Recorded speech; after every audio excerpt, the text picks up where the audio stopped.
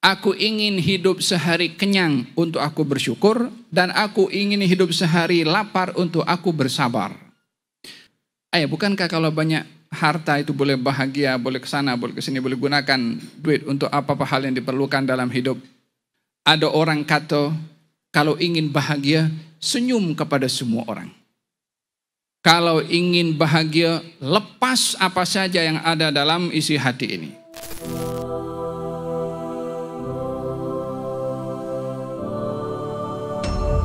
Ada tak orang bahagia tapi dia menangis? Ada. Walaupun kebiasaan orang menangis itu sesuai dengan orang dalam keadaan sedih. Tapi ada kalanya orang itu bahagia sampai menangis. Ya kan, orang kalau dapat number 1 dalam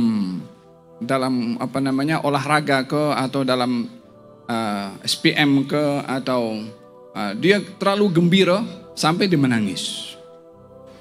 Kalau dia berjaya dalam satu kerjaya, maka dia pun gembira tapi dia menangis. Jadi ekspresi gembira itu kadang-kadang dilihat macam ini menangis, kan biasanya menangis sedih, tapi dia bahagia. Dan pada bahagia mempunyai makna yang lebih agung, lebih dalam, yang diuraikan, dijelaskan oleh Allah dalam Al-Quran dan juga oleh Nabi SAW. Kalau berbicara bahagia di dunia ini adalah orang yang tak ada masalah, maka tak ada orang yang bahagia. Semuanya orang yang bermasalah.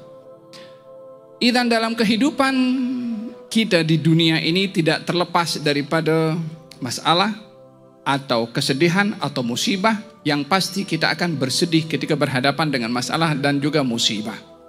Namun kita ingin berbicara tentang kebahagiaan yang hakiki. Dalam tajuk yang malam hari ini kita bahas bahagia yang hakiki. Allah Subhanahu wa taala berfirman dalam Al-Qur'anul Karim, "Man 'amila shalihan min dzakarin wa untha wa huwa mu'minun falanuhyiyannahu hayatan thayyibah wa lanajziyannahum ajrahum bi ahsani ma kanu ya'malun." Barang siapa yang beramal saleh, laki-laki atau perempuan, dalam keadaan dia beriman, maka kami Allah akan beri kepadanya secara pasti kehidupan yang bahagia di dunia. Lalu kami akan beri balasan di akhirat, pahala atas usaha dan amalan yang mereka lakukan di dunia. Jadi 2 jaminan diberikan oleh Allah Subhanahu wa taala kepada orang yang beriman dan beramal saleh, bahagia di dunia dan juga pahala yang besar di akhirat. Tentunya kebahagiaan di akhirat jauh lebih bernilai berbandingkan kepada kebahagiaan di dunia. Tapi di sini Allah ketika berfirman pada ayat ini, anugerah yang diberikan oleh Allah kepada orang yang beriman dan beramal saleh adalah kebahagiaan. Dengan demikian kita mengambil 2 hal penting dalam ayat ini. Yang pertama, kebahagiaan bukan kita boleh cari di semua tempat. Bahagia pemberian dan hadiah dari Allah. Yang tak diberi bahagia oleh Allah Subhanahu wa taala tak akan jumpa bahagia walaupun mendakwa dirinya bahagia. Yang kedua, syarat yang Allah letakkan untuk orang itu diberi bahagia, satu syaratnya, yaitu beriman dan beramal saleh. Iman tanpa amal tak bahagia, amal tanpa iman juga tidak bahagia. Iman dengan amal barulah dia akan mendapatkan kebahagiaan. Siapa orang yang paling beriman dan paling banyak beramal soleh? Junjungan Nabi besar Muhammad SAW. Tapi hidupnya susah. Alas tidurnya, kalau tidur itu boleh berbekas bahu Nabi. Tak pernah kenyang makan dalam 1 hari. Hidupnya bermasalah dengan orang-orang yang memaki, mencerca, menghina dan juga memerangi kepada Nabi. Bukankah dijanjikan oleh Allah Subhanahu wa taala orang beriman dan beramal saleh hidupnya bahagia? Ya. Walaupun dimaki dia bahagia. Walaupun dicaci beliau bahagia. Walaupun diperangi beliau bahagia. Walaupun beliau bahagia, Karena ukuran kebahagiaan bukan diukur apa yang orang buat kepada Nabi, tetapi apa yang dimaksudkan oleh Allah pada kebahagiaan, pada iman dan juga amal saleh, itulah kebahagiaan.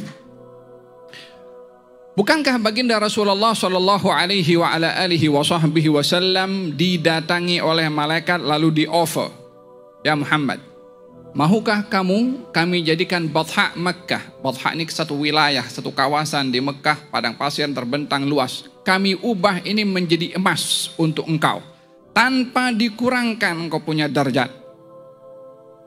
Katanya, aku tak mau. Bukankah kalau banyak harta itu boleh bahagia, boleh ke sana, boleh ke sini, boleh gunakan duit untuk apa-apa hal yang diperlukan dalam hidup?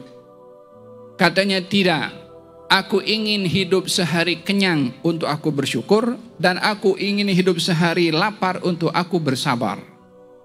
Jadi kebahagiaan, keseimbangan ketika mendapatkan nikmat, kebahagiaan itu bersabar ketika didugakan musibah, maka keseimbangan dalam hidup antara syukur dan juga sabar, itulah hakikat kebahagiaan di atas muka bumi ini.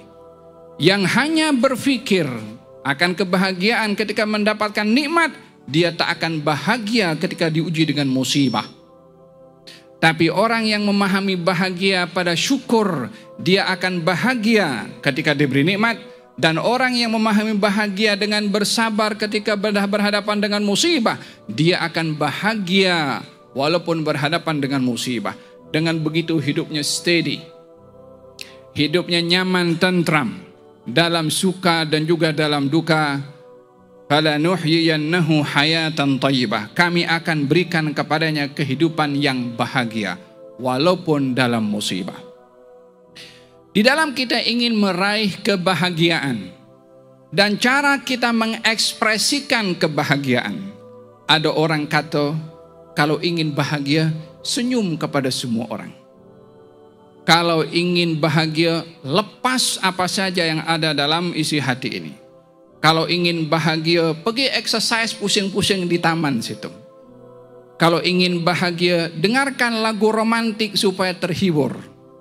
Kalau ingin bahagia, macam-macam yang dicari oleh sebahagian orang yang ingin mencari kebahagiaan. Al-Quranul Karim dan juga sunnah Nabi Sallallahu Alaihi Wasallam membimbing kita untuk bahagia dengan memastikan motifnya. Pada masa yang sama, memandu cara kita mengekspresikan bahagia. Ada motif, ada cara mengungkapkan, mengekspresikan bahagia. Supaya seorang itu tidak hanya fokus bahagia saja, tanpa dia mengetahui motifnya apa. Karena di dalam Quran Allah itu ada memarahi kepada orang yang bahagia. Bukan pasal bahagianya, tapi motif pada bahagia yang tidak betul.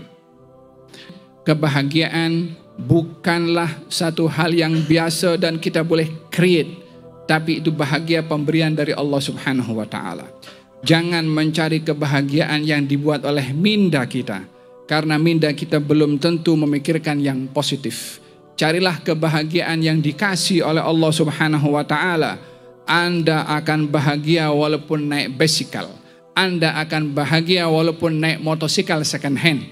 Walaupun naik kereta yang second hand, Anda akan bahagia, karena kebahagiaan tidak boleh diukur dengan apa yang ada pada orang yang dilihat oleh mata kita. Allah Subhanahu wa Ta'ala berfirman menasihati kepada baginda Rasulullah tentang orang yang akan menderita dan tidak akan bahagia dengan melihat harta orang lain. Wala tamuddanna ainaika ila ma matta'na bihi azwajan minhum. Jangan kamu wahai Rasulullah Muhammad melihat mata kamu mengalihkan kepada orang-orang yang diberi kenikmatan akan keduniaan, sehingga dengan melihat dunia orang, melihat harta orang, tak bersyukur dengan apa yang diberi oleh Allah kepada dirinya.